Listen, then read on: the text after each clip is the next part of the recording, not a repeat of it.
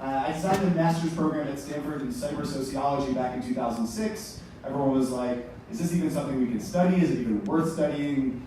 A few years later, things are looking pretty different. But one of the things that I was most excited about getting to do in my career so far is meet some really incredible, weird people who are building that future. And one of those people is Andrew Kortina, who 5 years ago let me pass out on the couch of this little startup that he was running called Venmo. You guys might have heard of it. You might have gotten money from it. You may or may not have used an emoji or something to represent something else that you bought on it. But it's overall been a pretty awesome service in helping us all be part of the modern economy. Maybe you could tell us a little bit about what your intentions were building, some of the things you've built, and a little bit more about yourself. Yeah, so I actually studied philosophy in college and wasn't going to be a philosopher, so I decided to get into technology, partially from reading a lot of Marx and think there's a lot of merit to this technological determinism idea. But when we started Venmo, it was really just to solve a problem that we had. Spent a bunch of time working on that, and after I left that, started a company called Fin. And the idea with Fin is that we all want this idea from science fiction where you talk to a computer, it understands exactly what you mean and does the right thing to help you. We think pure software, although it can do lots of amazing things today, is pretty far from being able to do every single thing that a human can do. So we want to kind of like fill that gap and be able to give you that experience of something that feels like software that does all the things to help you that you want. So that's what I do for work. And then just kind of on the side, as an armchair philosopher, I do a lot of writing and thinking about how people interact with technology. What are the social, political, economic implications of ever-accelerating technology, mass automation, artificial intelligence? How does that affect the way that we work, the way that we live, our ideas of dignity, all that sort of stuff is what kind of gets me excited to think about, write about, and talk about at places like this. Awesome. So I want to hear your impression of those four scenarios. Which are you thinking is most likely, and which should we be actually working towards? Yeah, so I think the sort of populist revolt one is a very real one, and I think is concerning, but if you think about the incentive structure, I think probably something like universal basic income is a little bit more likely because it's actually in the interest of like the super rich and powerful to distribute some of the wealth that they're creating and provide for everyone else in order to kind of like maintain the benefits of everything that they've created. Like nobody wants everything to kind of like go to this post-apocalyptic world like you see in the road and everything to be destroyed. And so I think it's much more likely that the people that control all their wealth decide to like redistribute a bunch of it and take a hit than the populist revolt. But it's a lot of matter of timing. But don't we end up with that kind of prisoner's dilemma when we're like, oh yeah, rich people should chip in and like fund people who don't have jobs anymore, but like who's gonna actually start that? It is a prisoner's dilemma until the pitchforks come out. And then when you have a bunch of people banging at your door with pitchforks, you get to the negotiating table. And these are not like new problems. I was just, like I said, an armchair philosopher. I was just reading some Marx. All these problems that we're talking about right now are not necessarily new. There was another wave of automation in the Industrial Revolution. The same sort of thing was happening, where tons of people were disenfranchised, and that's where you saw all like labor organization, labor movements, labor politics, and you got the sort of first round of socialist policies that do redistribute, give rights to workers, redistribute a bunch of wealth in interesting ways. And so like, as the need and kind of like disparity becomes dramatic enough, I think people will end up at the negotiating table. So do you think we're really in that sort of second cycle of the Industrial Revolution? I know through the Industrial Revolution, yes, we got rid of a lot of jobs, but we created a bunch of new jobs that seemingly replaced those. And so we didn't have this like massive unemployment. Is that really going to happen again? Or is AI and software and robotics truly different than the kind of old factory machines that we were dealing with 100 years ago? I think there's a lot of parallels. The AI and software and robotic stuff it moves a lot faster, I think, and so it'll be harder for government to keep up in terms of policy. But I think we're still pretty far from the world where AI and robotics are better at every single thing than humans. So my guess would be like, in the next couple of decades, you'll see something similar to the first industrial revolution, where the types of jobs that people are qualified for change. But having seen a bunch of what's possible with deep learning and what people are calling AI right now, is still like specific problems which have the objectives defined by people. I think it's going to be hard to do every single thing that a person can do. And this is kind of the bet that Fin is making, is that for the next couple of decades, there's still going to be a bunch of work that you need people to do. I think it'll change dramatically. So like, you know, are we going to have people driving cars? Are we going to have accountants? Are we going to have lawyers? Are we, like, even like doctors? Like, I think a lot of that work will become automated. A lot of it, I was just reading an article about the healthcare industry in the West and the US. It is very factory-like, and part of the whole point of the way it's set up is to make it so that you don't need to talk to any specific doctor. Like, every doctor is sort of interchangeable, and that's the type of thing that I think automation can help with. But I think it'll probably just shift the way the different people with different training will spend their time, and then they'll be augmented by all these tools for the foreseeable future. You see, I totally disagree, because the fact is that with software, you don't have the same costs for reproducing that software. When you make machines for a factory, somebody has to build those machines, they cost money, somebody has to repair those machines, and that might be a less skilled job than the person who initially invented it. But there still remains all these jobs, and it costs money to produce more of this infrastructure. But with software and AI, it's infinitely replicable for no price. You basically do it for free, and instantly all that value rolls up to the top of the chain. Whoever is creating that software, those few people, those few engineers, that's where all the money goes. And I feel like that's really different than the Industrial Revolution. So if that's true, how are we going to end? We're going to end up with this Marxist situation where people are alienated by their work, where there's not that many jobs, and the jobs that do exist, all the money is rolling up to the people at the top. How do we deal with that? Well, in the Industrial Revolution, I think you're right to point out that difference where while it like kind of made obsolete lots of jobs, it also created a bunch of jobs in production, and people were building the machines. And so you're right to say that like all the sort of like software action that's happening now is not necessarily going to create more rote jobs that cannot themselves be automated.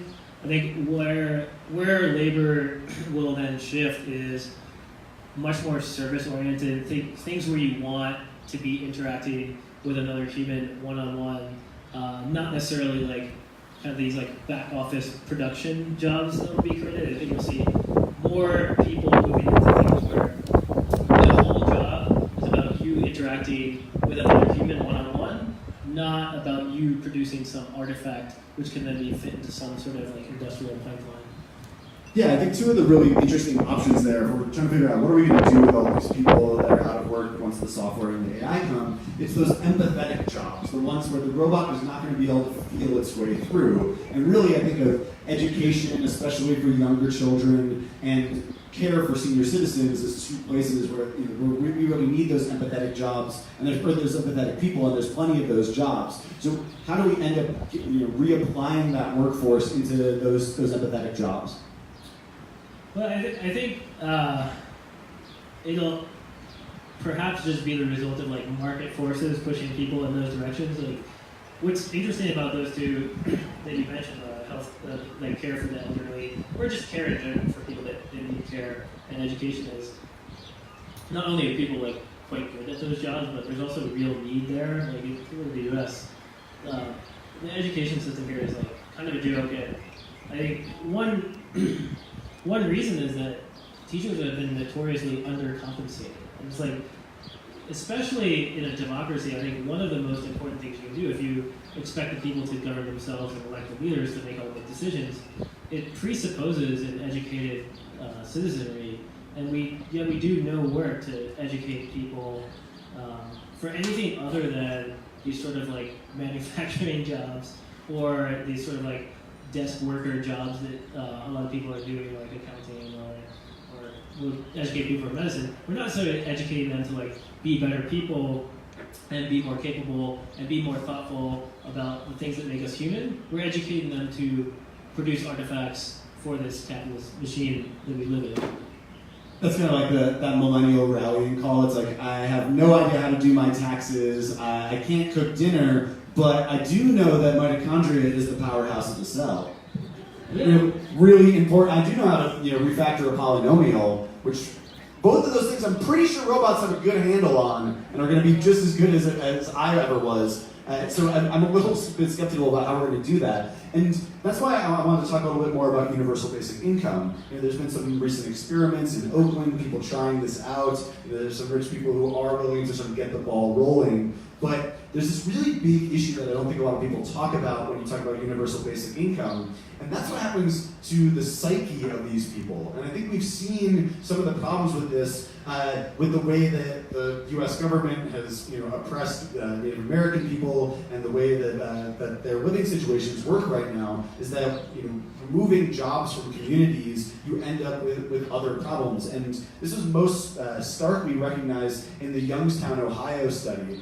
Basically, in 1977, this massive steel mill in Youngstown, Ohio, closed down, and 50,000 jobs disappeared overnight.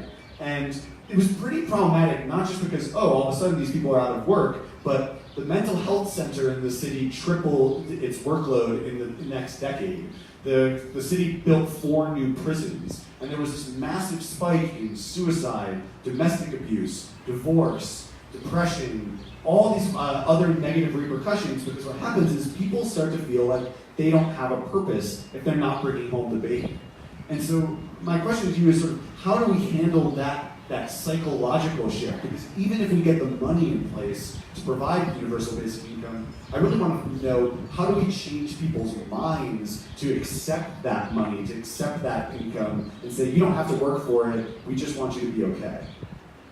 Yeah, I mean, the first thing I'll say is that the question you're asking is not the only problem with universal basic income. I think there's like a lot of other structural questions, like can you pull it off on a national level, or does it have to be like a global thing because of all sorts of like free rider incentives. But to get to the question that you're asking around like these increased instances of drug abuse and suicide, that sort of thing, I think that is a good question to ask there is how much of that is an inherent property of people, right? This idea that you need to be working on something in order to feel satisfied and do it, feel like your life is valuable, versus cultural programming. Like, I think it has been historically the case for most of human history that the human species is better off and needs as many members of the species working productively as possible for the species to survive. What is interesting, I think, about getting more towards this world of mass automation, robotics, artificial intelligence, if all that stuff actually obviates the need for most of humanity to be working, can we then disentangle this value that we've placed in work and program it to people from a very young age, especially in the West, with the promise of work ethic, the American dream, all these things tie self-esteem and dignity very much to work and productivity. So it's no wonder to me that people feel horrible about themselves if they feel like they cannot contribute. And I wonder if it's no longer necessary for people to work to support the survival of the species, can we basically reprogram people to find dignity in other things? And who's to say that you can't have a dignified life living totally in VR? Or who's to say it's not dignified to go and just do drugs all day if the rest of the species doesn't need you to do anything valuable because machines are doing all the work? Or, I think one place where you see like some hints of this sort of like change in mindset is in like some Eastern philosophies like Buddhism, where there, you have an exercise like the San Mandala, where you go and invest all this time and make this beautiful piece of artwork, like a sand painting, and then you blow it away in the wind, and you don't share it with anyone. I think the whole point of that exercise is to help you find meaning in experience and activity that has no benefit, it's not productive for anybody else, it's not helping the species survive, and you're not even sharing it and getting any sort of like social reward from anyone else. It's totally detached from anything other than your own experience. And I think we may need to just reprogram people to find dignity and things like that. I know some people are going to be trying out one of those forms of new dignity this weekend, but I think it's really fascinating though that we have this word called spells. Like a spell is something that somebody casts on you, and it kind of makes you act a certain way. But it really comes from that concept of spelling, like the way that we put words into people's minds that affects their behavior. And I think that concept of the Protestant work ethic and the American dream, those are these spells that have really been cast on people to make them so tightly couple their concept of value and self-worth with what they contribute, even though they're often not the ones benefiting from that work. It's some manager, some boss somewhere else who's getting rich off of their labor. And what worries me about some of the solutions that you propose is that they don't have this greater contribution to society at large. You know, you can be a Buddhist and you could chill and just meditate, think, write, just be inside your head most of the time. You're not really pushing humanity forward. And there's that saying that's like, if everyone was Buddhist, life would end when the sun burns out. We would never get off this planet. We would never build the kind of contributions necessary for us to actually make progress, not just as a people and being happy in the meantime, in the present, but actually living forever. Similarly, video games are getting really good. Like it's easier and easier to spend all of your time in those games. And I just was at the Facebook conference last week. The new Oculus Go headset. You don't need a phone for it. It doesn't have any wires. You just strap it on anywhere. We're going to see more and more people in the middle of society, in the middle of public, just completely detached from everyone around them. And it's fun. And I've done that for a few hours at a time, and it's fun. But similarly to the way that going away for the weekend and doing drugs like one weekend every once in a while is pretty fun, but if you sit at home and do them all day every day, it's not as much fun. Similarly, you play video games for a few hours after work, it's pretty satisfying. You do it like for an entire weekend straight, you actually feel pretty terrible about yourself. I think in large part because you're not really participating or contributing to culture. So, how do we find a place for people to not have to work for their money, but to still feel like they're contributing? Well, I think my thought is I totally believe that about a lot of these activities. Like one of the great things about these spells that we've created is that although they create disparity, they've also sort of like propelled the species forward. We have like landed people on the moon and done some pretty incredible things, cured a lot of like really horrible diseases by motivating people through the spell. But I mean, my point is that once we've sort of handed over all of that type of work to software and robotics, like if that stuff is indeed capable of replacing not only the rote jobs, but also like the most important scientific research jobs. I think this is a sort of far out scenario, but if that becomes the case, then it's no longer problematic for the human species to have people sitting and playing video games for their entire lives. Like these values that we have defined for our societies are a product of context. And the context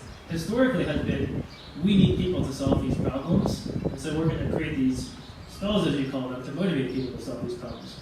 Once that context changes and we no longer people to solve these problems, I think our set of values as a species will change. And it may be difficult for people like you and I to change our set of values. It may take generations for people to adjust to these things, but I can totally imagine a world where it's totally fine for someone to just spend their entire life playing video games, and because there's no need for them to do anything else, if that is how they decide to spend their life, that could be totally okay, because there's no cost to that to the species.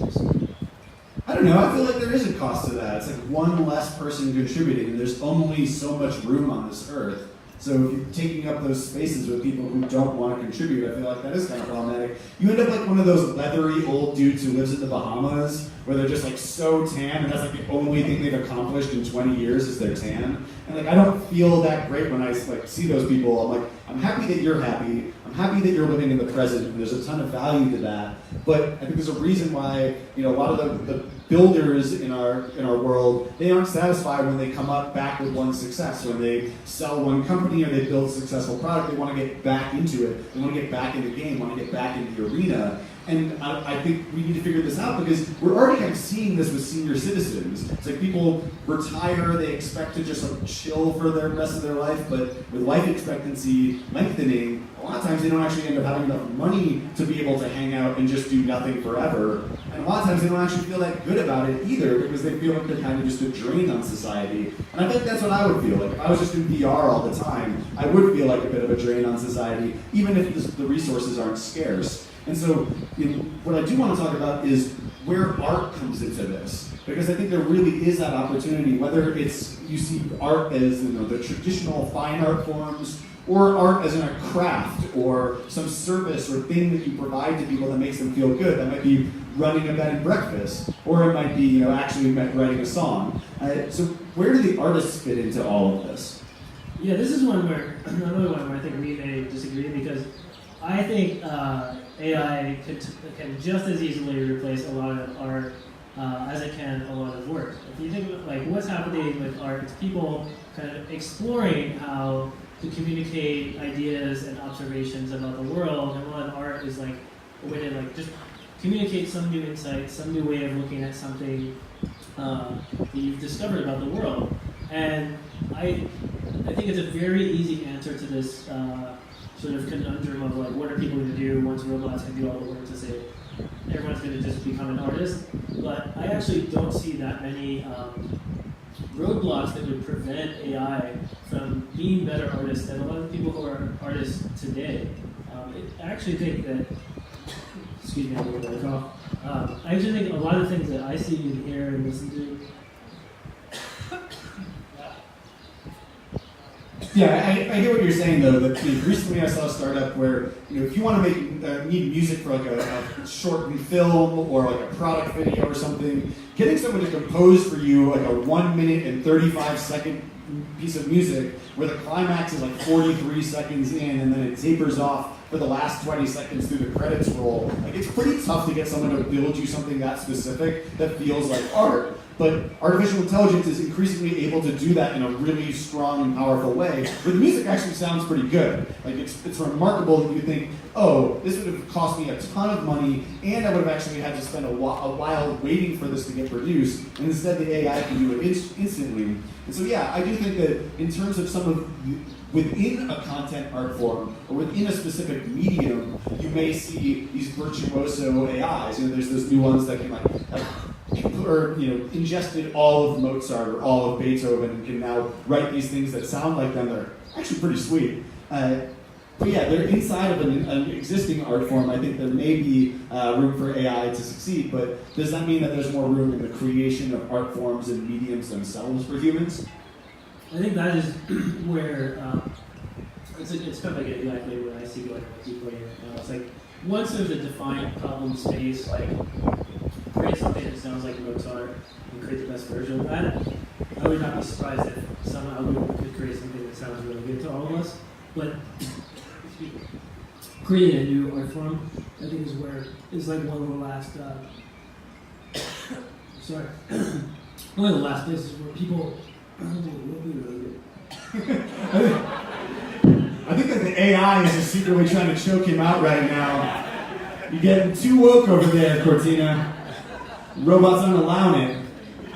Your robotic stent is acting up. But I think one of the other places where we will see the humans stick around for a lot longer is art that's not just necessarily about pure beauty or about conveying a more sensible or more traditional and confined emotion, but instead sort of projecting that ennui, that like melancholy, that weird humanness that is to be both like completely overwhelmed by the world, but also totally inspired by it, the ones to say like we don't know how mortality is going to work, this art that deals with the really fundamental parts about being human, that's not just make something a bunch of people like, but a lot of art isn't something you like. I mean, I think a lot of people might have seen the new Childish Gambino video, This Is America. It's like, I'm not sure that's my favorite song, but damn, that is art right there. And like, I want to be able to consume things that aren't necessarily the best ever, but certainly project and convey that human emotion that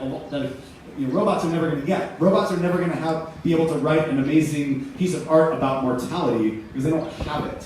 So, so in that case, where do the humans stick around? Yeah, I think that's a way I like to think about it. I heard this line pretty recently that I think it was Steve Pinker said, music is like a cheesecake for the party. It's just a lot of music that I love, just like great, it just makes you move. It feels almost engineered, and I think that's the type of stuff that software algorithms will be able to generate really well.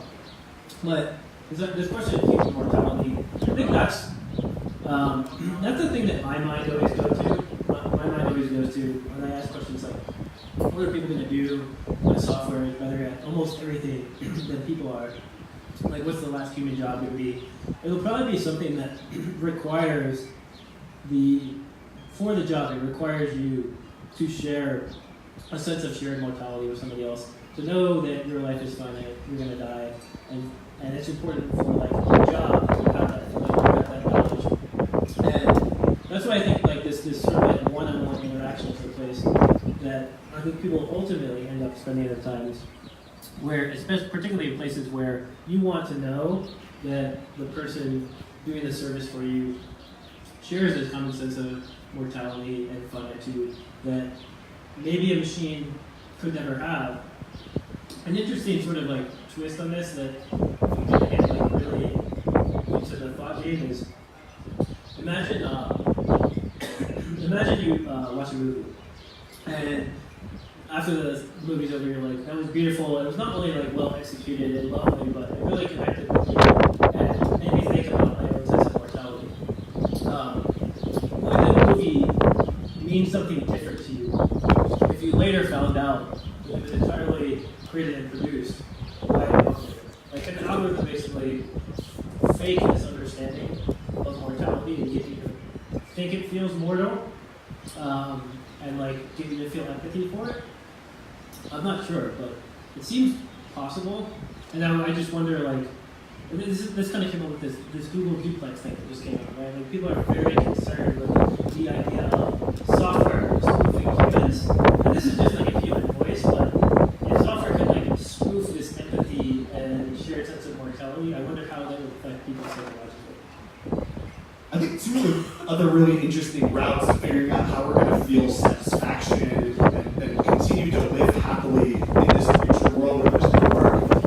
One is just the sense that we observe the world, and that itself is just like a complete miracle. And we may basically just need to like drill down where we derive our happiness from where we have it now, which is basically the content of life, the things that happen to us, how fortunate we are. We may need to drill down to the level of just observing life at all and feeling joy simply because we have senses and we are getting raw input at all. Because I think that really is one of the most incredible miracles of evolution, is not just the fact that we experience joy or that we can look at a sunset or the ocean and feel joy, that this thing that exists and is natural and is abundant brings us this happiness chemical, but that we can actually reflect upon it. And we have that second order ability to look at it and say, not only am I feeling joy, but I'm feeling that I'm feeling joy. And I think we might have to drill down to that. And then the second way is sort of the Don Quixote approach, which is the idea that you can just live life absurdly. You can take the world as it comes and sort of treat it all as a big joke. And when you do that, you actually have this infinite input of life to joke about. And when you stop taking everything so seriously, even the suffering becomes a little bit fun. Totally agree with that. I love Don Quixote is one of my favorite books of all time. He's an amazing character, but yeah, I mean this sort of gets to that point which we were talking about earlier, where I think well Buddhism, it's not to motivate us to solve a lot of problems or like build the AI that sort of takes the reins in like making sure the species can survive. I think it does kind of get to this point that you're talking about, which is consciousness is pretty amazing. The fact that it exists at all, and reflecting on the fact that you are conscious, even if you're mortal, is a pretty amazing thing. And doing that is not. If you do that, and that's where we end up, it's not going to be a world where dignity and meaning means producing something for other people that's going to benefit the species. Dignity may end up meaning just recognizing your consciousness, recognizing the fact that it's like kind of a miracle that it happens at all, and just like fully appreciating that, and then doing whatever makes you feel that the most, provided it doesn't like hurt other people. Yeah, I think it's going to really require us to go on a more broad, soul-searching phase of our life to figure out what we want to do. I think that's actually one of the biggest problems right now with the U.S. economy that doesn't get talked a lot about. Is we have this huge college student loan debt crisis. But the problem is that people go into all this debt to pay for university, but then as soon as they get out, they just take the first job that they can get that's pretty good, because they got to start paying those loans back. They got to pay for rent, and there's not the same kind of financial support infrastructure for people once they get out of college and want to choose that job and find the way to get onto the ladder that's going to actually build to them towards a career that's meaningful and not just productive in the sense of creating something for somebody else's value or earning money. And so I really think that that's some place we're going to have to drill into and say, hey, we need to create loan structures or systems where people have a few months after they've invested hundreds of thousands of dollars in their education to actually leverage that education and find the job where they're going to feel meaningful and feel like a sense of participation in culture for a long time, even if it's not necessarily one that makes them a ton of money. Well, this is an interesting point because I think it's one of the coolest tricks of capitalism is to convince people that a job is something that can be meaningful. A really powerful idea, and it's like not necessarily, it's not necessarily like an inherent feature of work that it can be meaningful. So the fact that we were able to pull this off and convince people that work can be meaningful is really good for the species because it motivates lots of people to work really hard and solve hard problems. It also is part of the reason, though, that I think we're in this dangerous place where we've successfully convinced a lot of people of this idea, so much so that they feel despair if they can't find meaningful work. And this is where the sense of alienation comes from, being alienated by work. If the sort of supply of meaningful work runs out because of automation, before we're able to create new sources of meaning and convince people that they're valid, then we end up in that really scary place where people are full of despair, and this sort of thing. So this is exactly why I kind of like think this is an important conversation for us to be having, because these sources of meaning are drying up, and people will be full of despair because we've convinced them that work is the only source of meaning. Now that sort of many people have sort of like lost faith in other classic sources of meaning like Western religion and these sorts of things, I think it's a very important thing to think about. Like, how do you convince people that their life is worthwhile without work? Yeah, I think it's going to mean finding our value and our meaning in our community, finding it in nature, finding it in family, finding it in just wanting to do nice things for other people regardless of whether you get paid or not. That's really going to be what sustains us even when the work goes away. And so, just to quickly recap some of what we've been talking about, we see these four scenarios for how the future of work goes. Either we train everyone to be better at jobs, we give everyone universal basic income, even though it affects their psychology negatively in some cases. There's a populist revolt by the Luddites that ends violently, or we oppress and sort of disenfranchise everyone. But really, I think the only answer out of those that's going to possibly work is that universal basic income, but that means that we need to decouple dignity from work. We need to figure out ways to say, you can be a productive member of society, you can be a happy person, you are a worthwhile human being, even if you don't bring home a paycheck. And I think that the last thing that robots are ever going to get figured out is how to create these new mediums. And that's what I think of For Marco Santi as. This isn't just another music festival. It's a lot different than just a bunch of people being here at the same time. It's a new medium of art and expression where people look into not just their instruments or not just their minds, but also into the nature of the society that surrounds them and says, hey, as long as these people around me are smiling, that's meaning for me. So thank you guys very much for coming out and watching us today. Hope you have an incredible time the rest of your festival. Hope you find your source of dignity, whatever that means to you. Thanks, y'all.